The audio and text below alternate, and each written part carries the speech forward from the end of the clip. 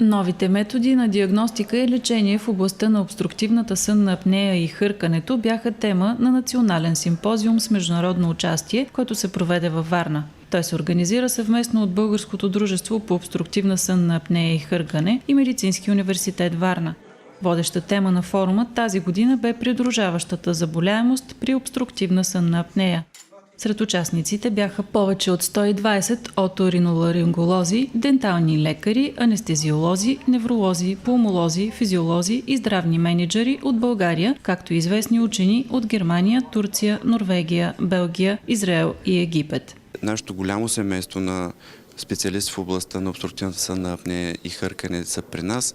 Имаме тази година много студенти, здравни менеджери, пулмолози, невролози от цялата страна. Така че се надявам на един много добър митинг, който се организира вече цяла година под ръководство на нашия ректор, на цялото ръководство на университета, на нашия факултет по дентална медицина.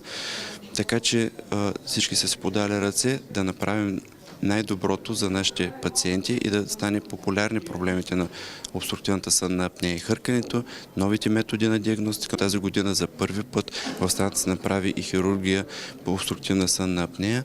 Това го осъществиха в колегите от катедрата по оториноларингология на нашия университет, професор Недев, доктор Георги Илиев, доцент Сапунджиев и целият екип на професор Недев, така че вчера мина един блестящ курс. В научната програма на симпозиума бяха включени и научни заседания с лекции, фирмени презентации и дискусии на кръгла маса.